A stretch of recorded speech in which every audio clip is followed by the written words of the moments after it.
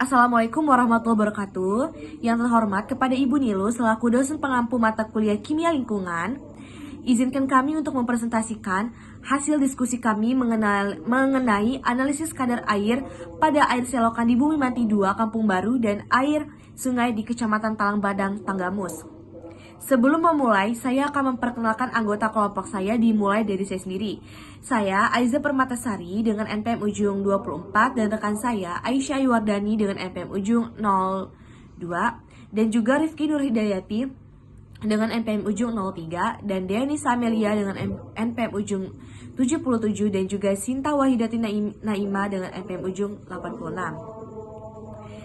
Selanjutnya, saya akan membacakan rumusan masalah pada makalah kami, yaitu yang pertama, bagaimana perbandingan kualitas air antara air selokan dan air sungai berdasarkan hasil analisis kadar air.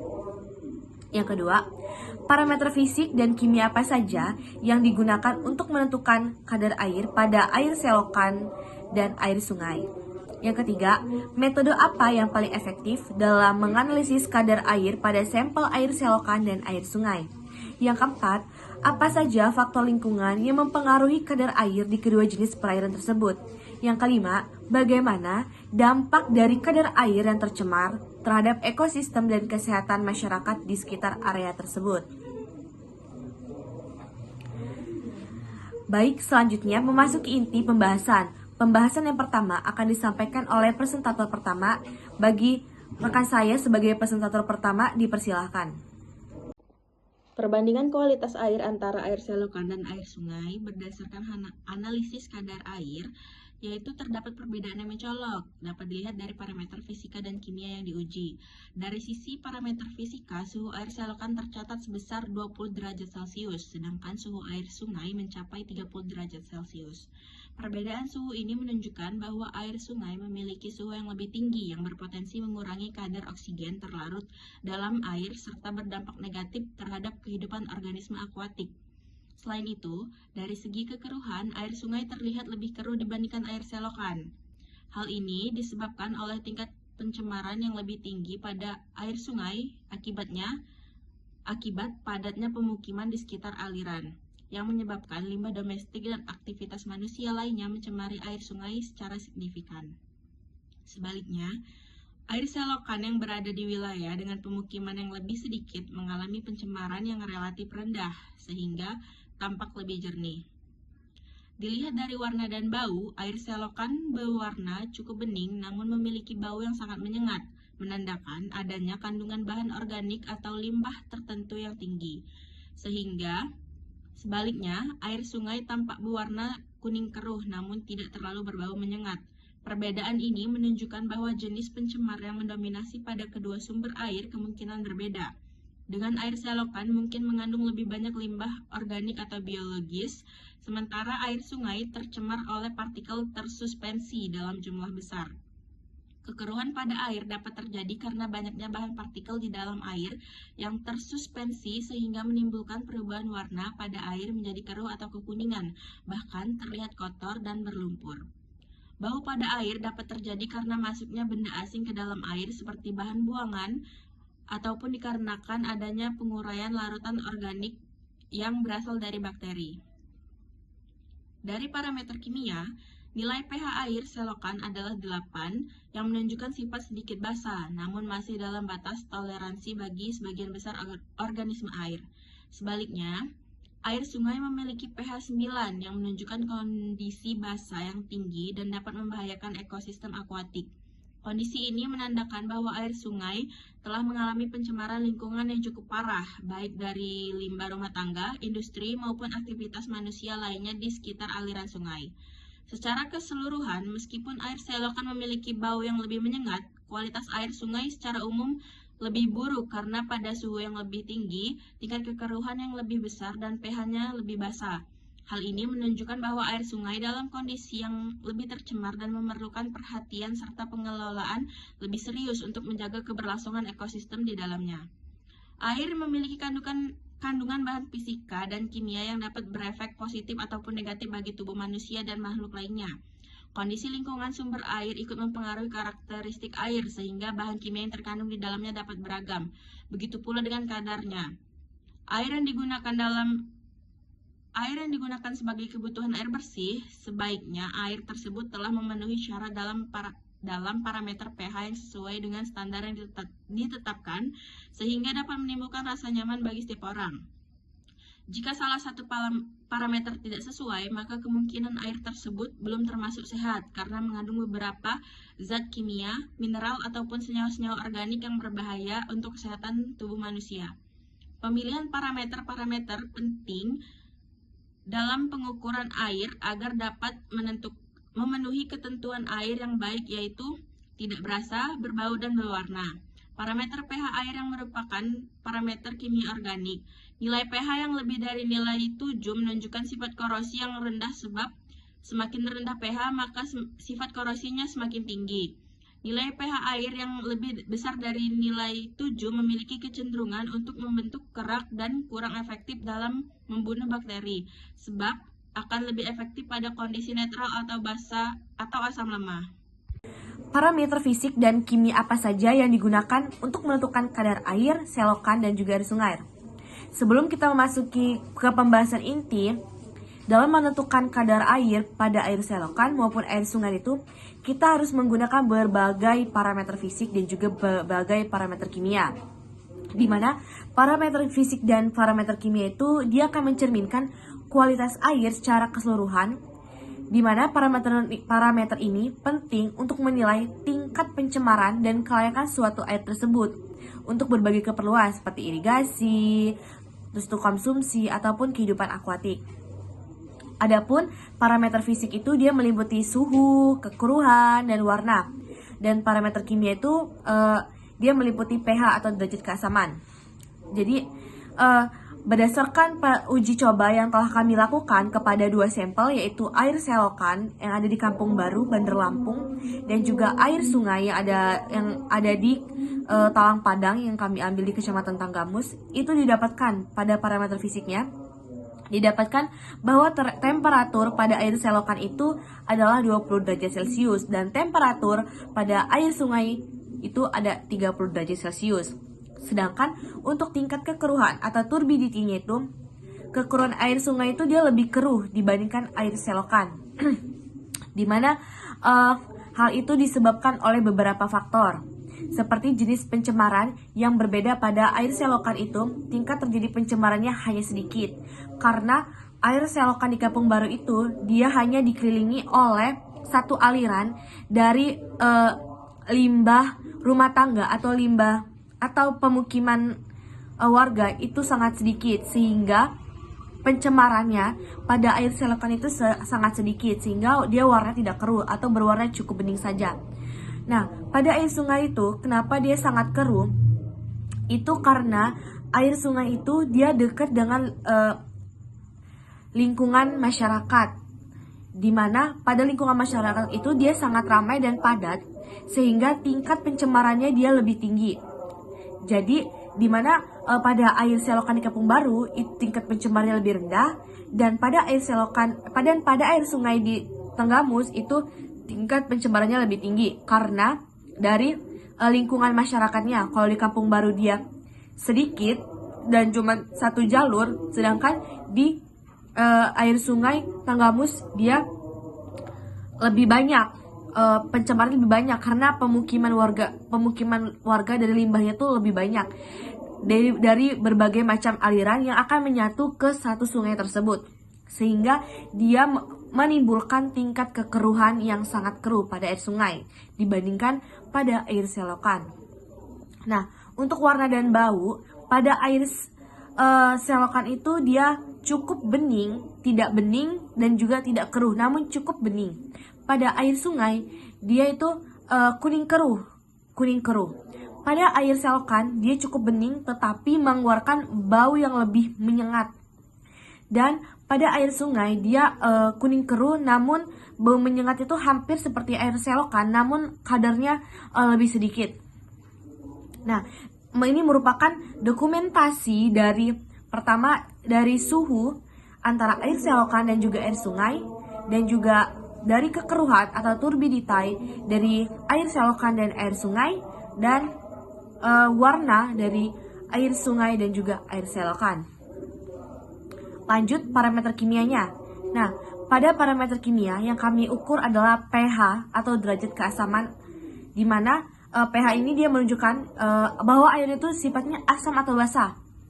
Nah, jadi berdasarkan uji yang telah kami lakukan, bahwa air tersebut dia mengidentifikasi bahwa air tersebut pada air selokan dia itu pH-nya 8, yang artinya keadaan air ini bersifat basa, sedangkan pada air sungai itu pH-nya 9. Nah, jadi antara air sungai dan air selokan tuh hanya beda 1 tingkat, di mana air sungai 9, air selokan 8. Namun, pada tingkat pH 8 ini, dia masih dikatakan cukup layak untuk kehidupan akuatik, karena dia tidak terlalu terancam atau tidak terlalu berbahaya atau tidak terlalu tercemar.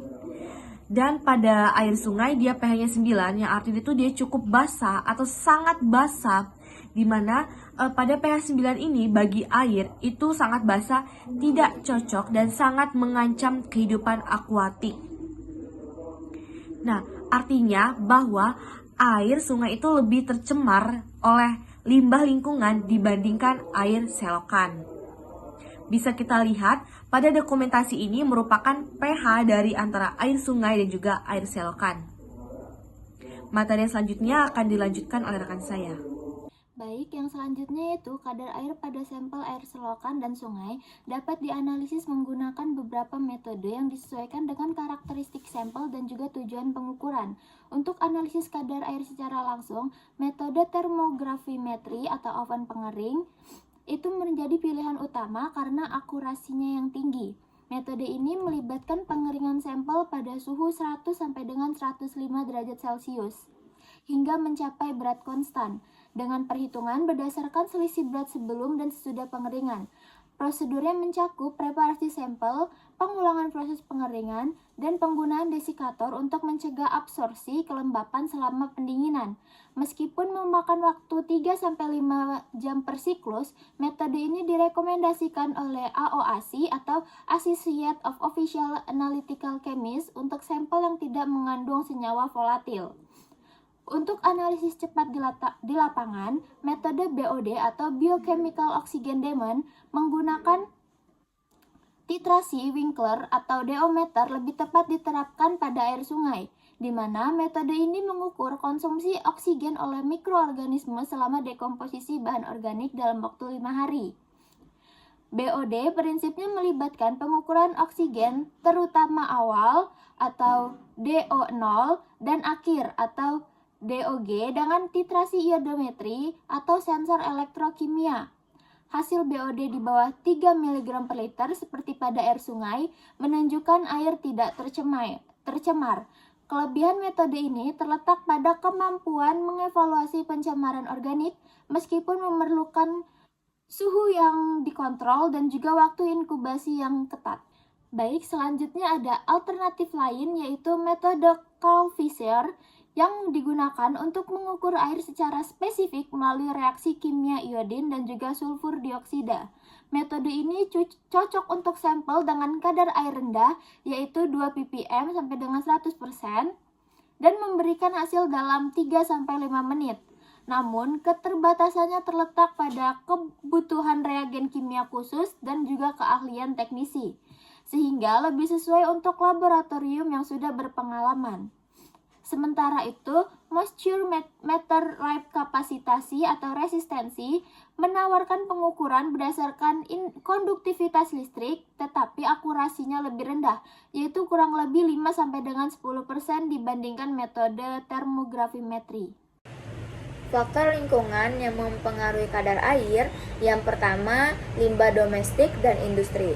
Pembuangan limbah rumah tangga seperti mencuci, mandi, memasak, buang air, dan industri secara langsung ke sungai atau selokan tanpa pengolahan dapat meningkatkan kadar polutan seperti BOD, Biological Oxygen Demand, COD, Chemical Oxygen Demand, dan menurunkan kadar oksigen terlarut atau DO yang sangat berdampak buruk bagi organisme air seperti ikan dan organisme aerob.